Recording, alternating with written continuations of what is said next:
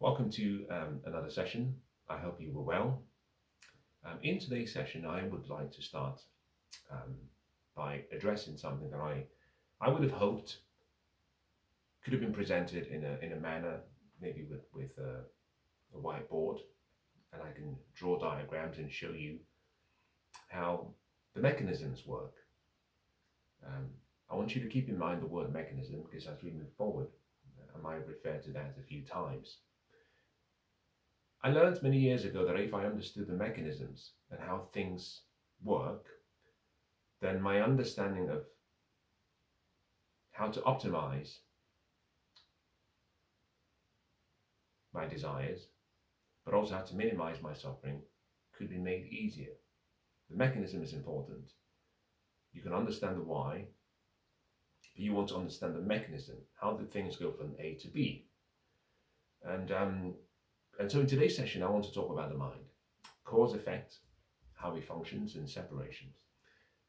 I'm going to bounce around a lot in this second part of this series.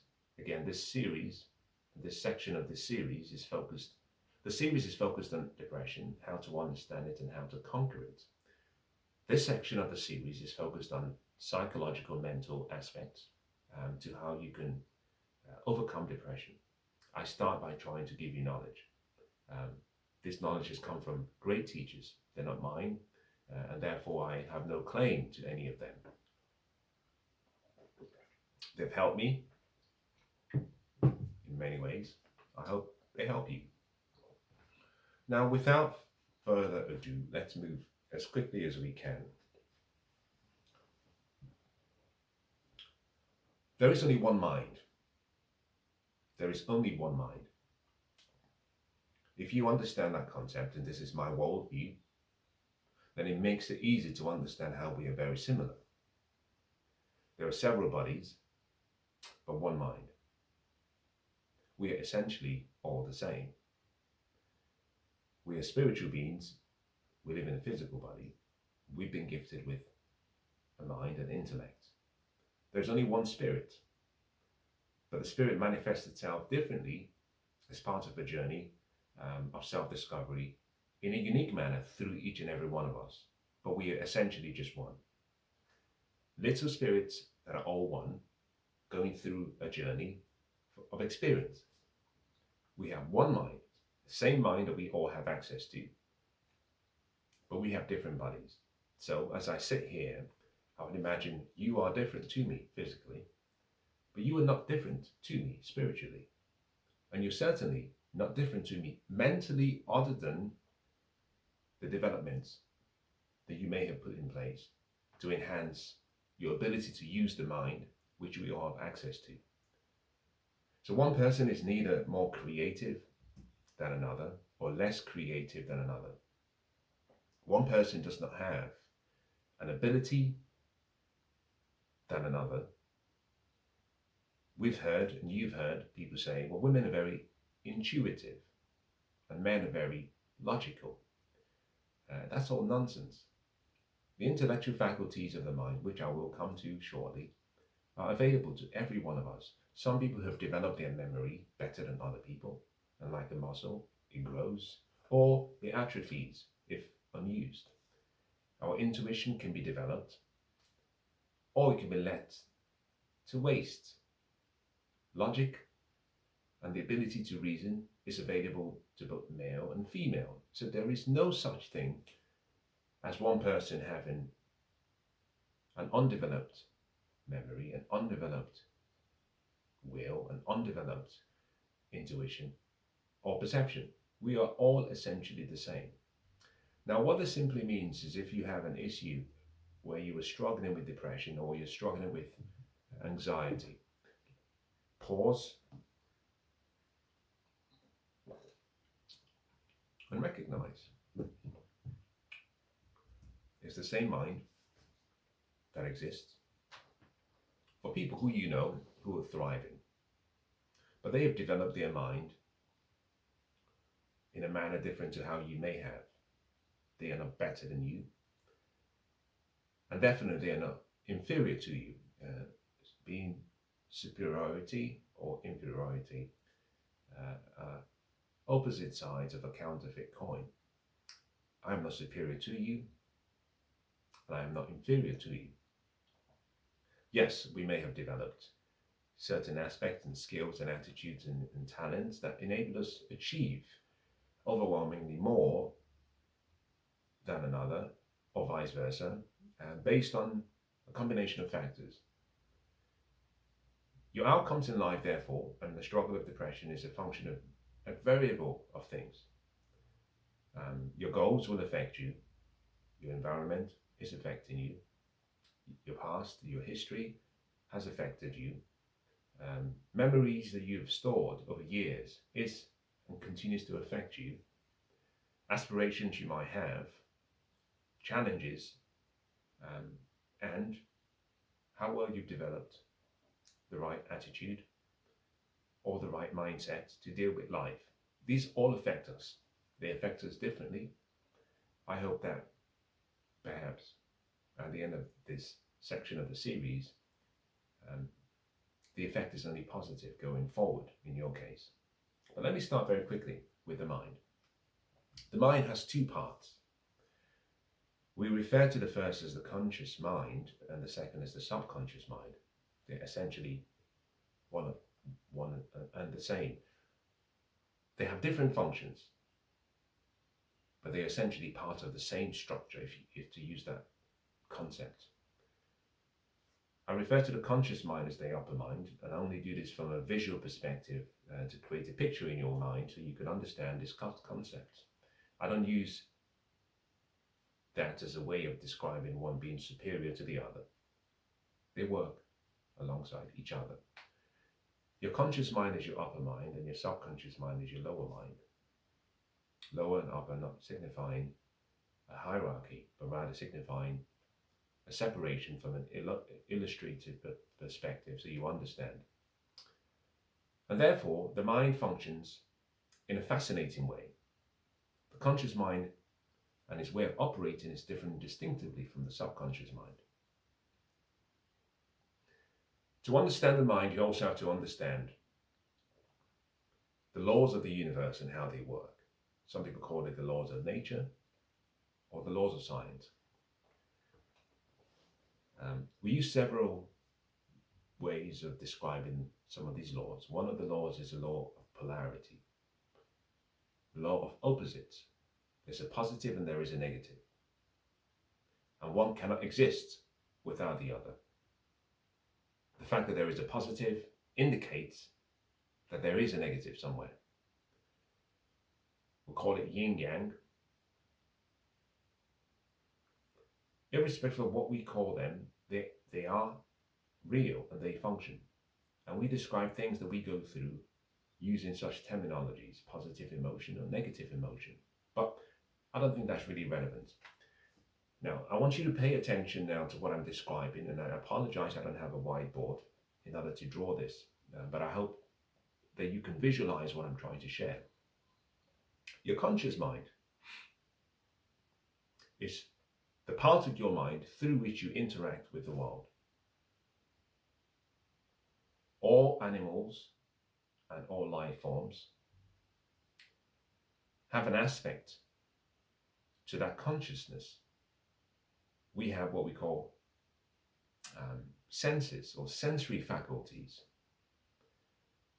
We can see, we can smell, we can taste, we can touch, or we can hear.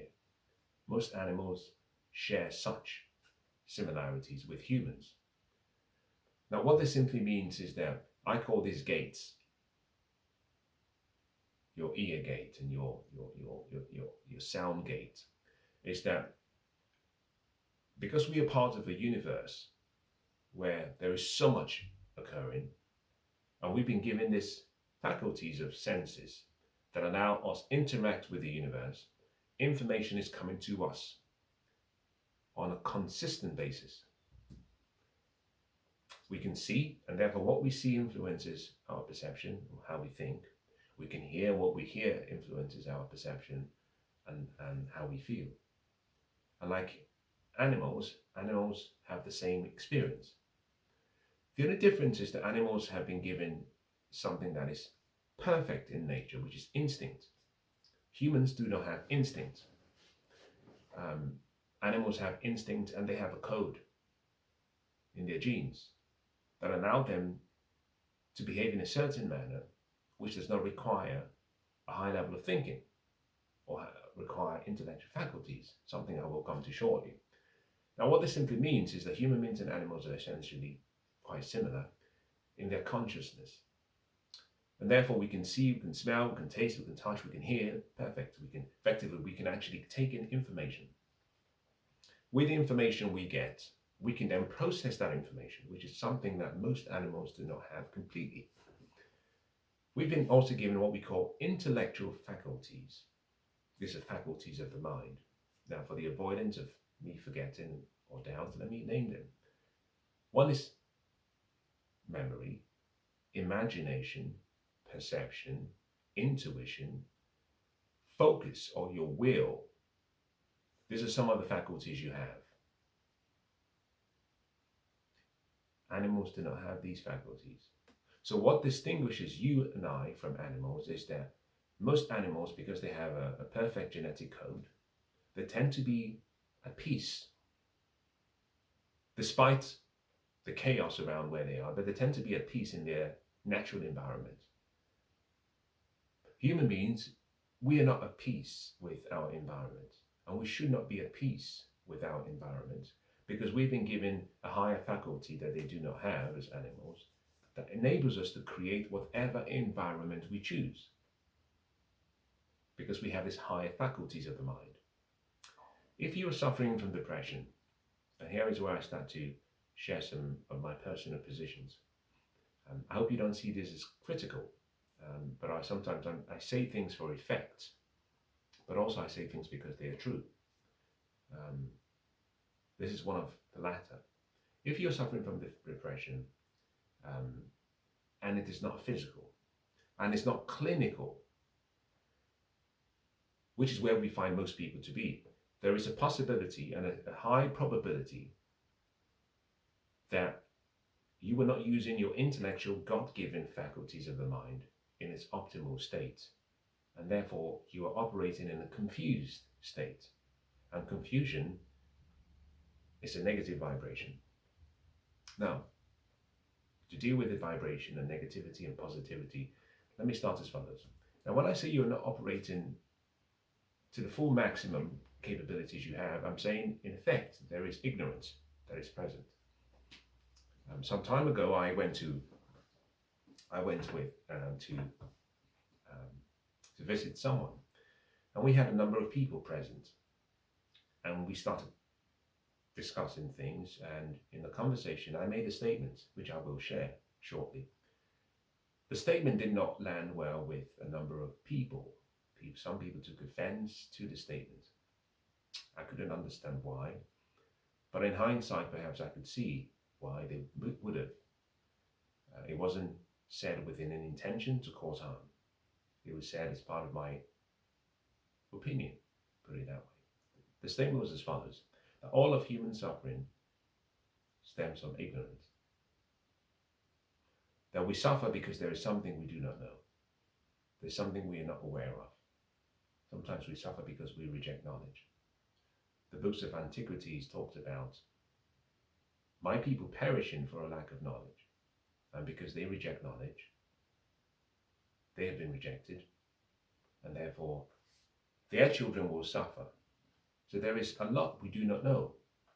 I consider myself to be perhaps 1% knowledge and 99% ignorance. I am an ignorant person, but ignorance is just not knowing something. Being stupid is refusing to learn. And so there shouldn't be any emotional tie to that statement, because at face value it is true. There's so much we don't know about the world, and there's so much we don't know about ourselves, and we are learning every day. And the point is that if there's something you do not know, perhaps there is an undue suffering that is taking place that should not be taking place. And the moment you come in contact with knowledge that displaces that ignorance, the suffering can start to minimize itself. The suffering can be reduced. Going back to the mind, If the mind has sensory factors, and therefore you can see, you can smell, you can touch, you can taste, you can hear, it means your sensory faculties are absorbing and interacting with the world and getting information. The key question is, okay, well, what do you do with the information that comes into your conscious mind? Here is where it gets interesting.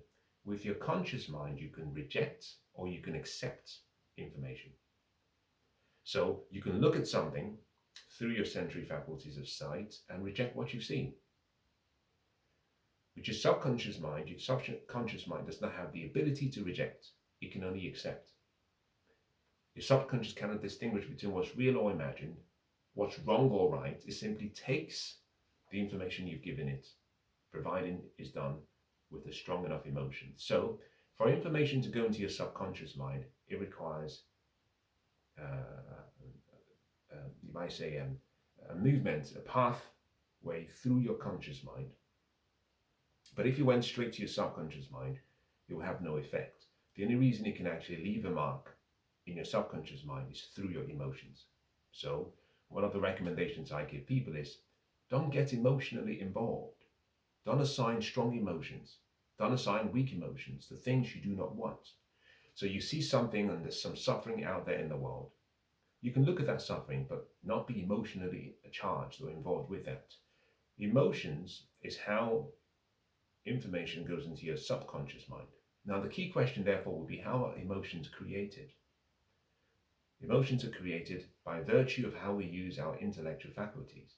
So, perception and how you use your perception determines and creates an emotional state. We talk about categories of emotions: sad, mad, glad, disgust, and all of that. All of these emotional groups are by function of how you use your intellectual faculties. So when you're happy, it's a function of what you focus on and how you use your intellectual faculties. You see, with our memory, I can go into my memory and I can replay the past, but I can choose which past to focus on using my focus on my willpower. So with my memory and my will, which are intellectual faculties, I can go into the past. I can pick something in the past that has occurred in my life. I can focus on that. I can bring that information into my imagination, and then I can replay that event to the point whereby I connect my emotions to that experience so heavily that I change my emotional state in the present. For example, your high school days, perhaps a competition that you won. With your focus, you go into your memory, you pick that event up, you see yourself on a podium, your name being cheered, you bring it into your imagination, you replay the events as you remember them, and suddenly you feel motivated and enthusiastic and inspired by life, and you take on challenges. What have you done? Well, you've allowed your intellectual faculties to work the way they were designed to work. Similarly, you can use the same faculties, go into the past with your will, into your memory, and pick an event perhaps that wasn't very pleasing, wasn't very edifying, things that you shouldn't be thinking of. And then you can replay those things, and suddenly you feel embarrassed, sad, disgusted at yourself, at other people, and suddenly you're in a negative vibration. So the emotional vibration that we exist in is by function of our choices. Knowledge of this information doesn't negate the effect of the information. Ignorance of the information doesn't negate the ability of said knowledge or information to affect you. So it's important you understand how this functions. Your mind is powerful. Your upper mind or your conscious mind is your thinking mind.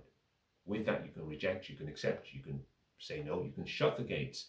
In other words, one of the things that perhaps can leave you with is every day stand guard at the door of your mind. Choose the thoughts, the feelings, the expressions that are left on you. I can pick up the newspaper and I can read the newspaper without emotion.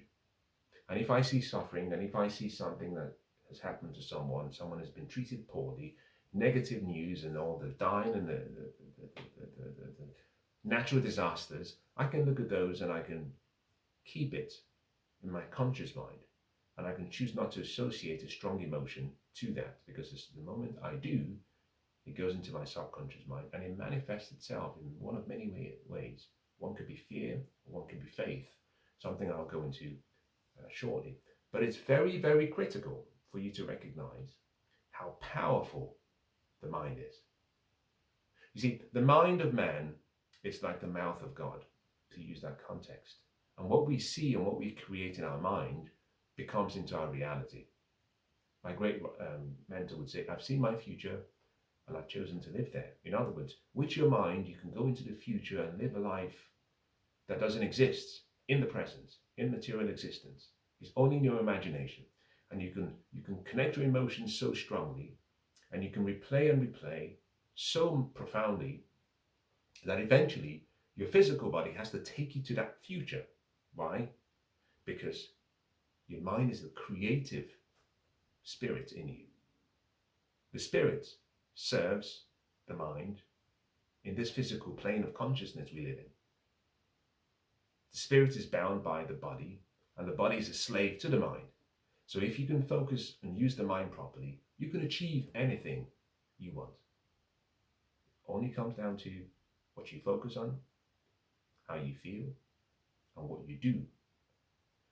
I'm going to stop today's session, and in the session that follows, I'm going to then go into the cause effect of the mind, and I'll break these concepts down in a manner that I think perhaps anybody can understand. Someone who is 5 and someone who is 6 and someone who is 95 or 96 can understand. Now, I hope today's session has been of some value.